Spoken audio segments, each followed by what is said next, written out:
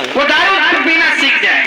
वो कल भारत का भविष्य, वो गर्त में जा रहा है। प्रधान जी अपने जीतने के लिए हर प्रकार से संभव करेंगे कि वो उनको खुश रखें। प्रधान जी मना नहीं करेंगे, लेकिन आप समझो जा। देखो, जब किसान अन्नदाता होता है तो वोटर भी मतदाता होता है, वो मतों का दान करने वाला होता है। जो सरकार और सत्ताएं आज चल रही हैं, जिन सरकार और सत्ताओं के कार्यालयों में आप नहीं जा सकते, वो चुन करके कहां से जाते हैं?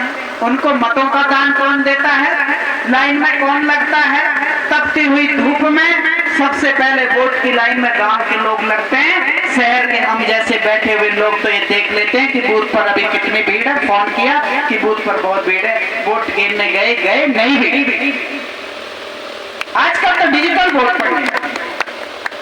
तो मैं तो ये मानता हूं कि गांव के गलियारों से देश की संसद का रास्ता निकलता है। जब गांव के क्रांतिकारी वीर, गांव के देशभक्त किसान के वो जवान जो स्वतंत्र भारत के लिए मातृभूमि की रक्षा करने के लिए संकल्पित होकर के शपथ ग्रहण करते हैं और मातृभूमि की रक्षा करते हैं, तो क्यों ना संसद में भी किसान और मजदूर के बच्चे जाए। वहां पर वो लोग जिनको विरासतें दहेज में मिल जाती हैं, जिनको विरासतें मिल जाती हैं, और जो लोग कमा करके जाता है, जो लोग एक पहले प्रधानी का चुनाव लड़ता है, कितनी समस्याएं आती हैं। क्षेत्र पंचायत का चुनाव लड़ता है, समस्याएं आती है। जिला पंचायत का चुनाव लड़ता है, समस्याएं आती है। किन किन लोगों को खुश करता है? उसके खेत भी बिक जाते हैं, फिर 5 साल वो विकास करे या जो खेत बेचा है उसकी पूर्ति करे। जरा सोचिए, केवल और केवल हमें अपना मन, अपना विचार बदलने की आज जरूरत है। यदि क्योंकि समाज में वो ताकत है कि जो लोग अंदर जेलों में बंद बैठे हैं, समाज चाहे तो उन लोगों को पंचायत करके जेल से बाहर निकाल सकता है। और यही वो समाज जो लोग बाहर घूम रहे हैं, उन लोगों को अंदर भेजने का काम भी ये समाज कर सकता है।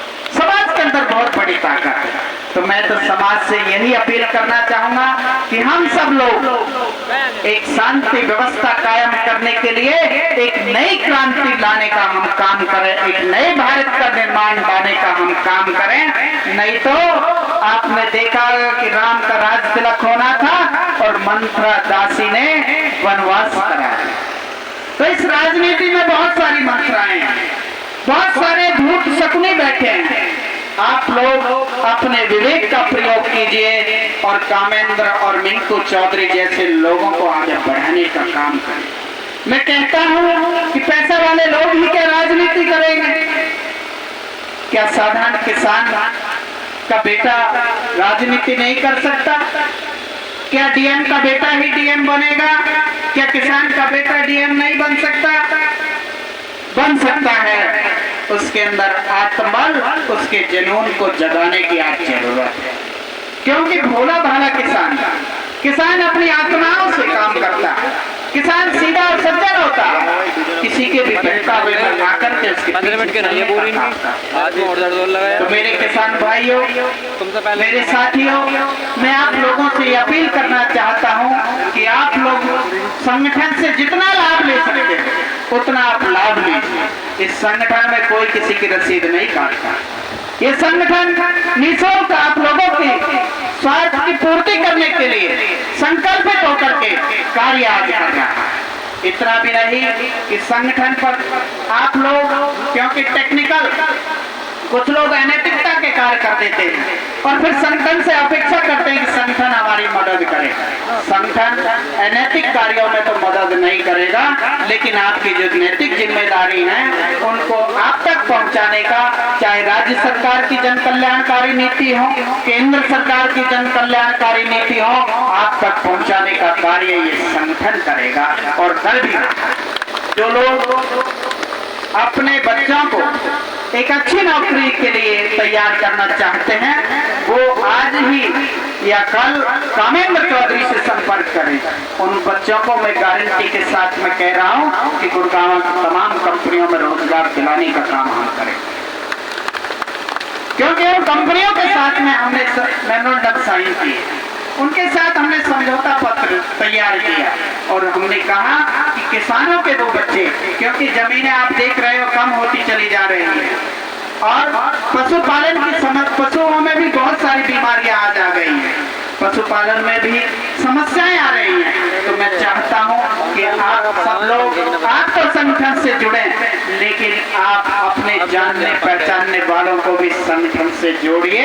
एक दिन ये वो संगठन बनेगा, देश का सर्वप्रथम संगठन होगा और इस संगठन में न्यायोचित बातें होंगी, क्योंकि ये संगठन अनुशासन से चलता है और अनुशासन सफलता की वह भट्टी है जिसमें तपकर सोना कुंदन और पीतल काला हो जाता है।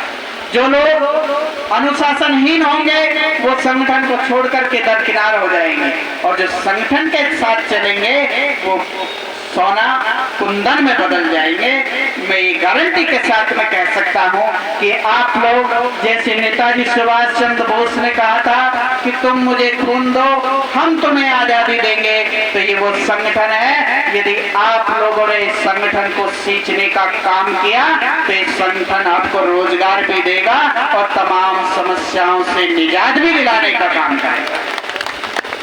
दूसरा, मैं आप लोगों से यह अपील भी करूंगा कि जो लोग संगठन से जुड़े हैं और वो ईमानदारी से ये बता सकते हैं कि कामेंद्र चौधरी जी और मिंको चौधरी जी ने कोई पैसा लेकर किसी का काम किया, ये निस्वार्थ भाव से आप लोगों के बीच में रह करके आपका काम कर रहे हैं। अपनी जेब से डीजल और पेट्रोल फूंक करके आपके काम के लिए तहसील में जाते हैं, ये थाने में जाते हैं, ये पुलिस चौकी में जाते हैं और आप लोगों का काम कराने के लिए संकल्पित होकर के आज कार्य कर रहे हैं। ये है सच्चे देशभक्त। देशभक्त वो नहीं है कि हमने बाना कुछ पहना है और करनी हमारी कुछ है। करनी और कथनी में जहां पर भिन्नता होती है वो संगठन कभी विकास नहीं करते।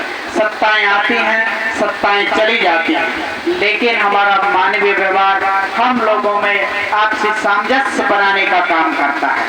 तो अधिक समय न लेते हुए मैं आप लोगों से यही निवेदन करूंगा कि आप सब लोग इस संगठन से जुड़े, संगठन को संपोषित करने का काम करें ताकि एक नए भारत का निर्माण हो और जब नए भारत का निर्माण होगा तो हम आर्थिक तंगी हमारी चली जाएगी, क्योंकि अर्थव्यवस्था को बढ़ाने के लिए हम लोग रोजगार को तलाश रहे हैं और वो रोजगार जब आपके बीच में आएगा, आपके परिवार सुख और संपन्न होंगे तो देश समृद्धशाली होगा।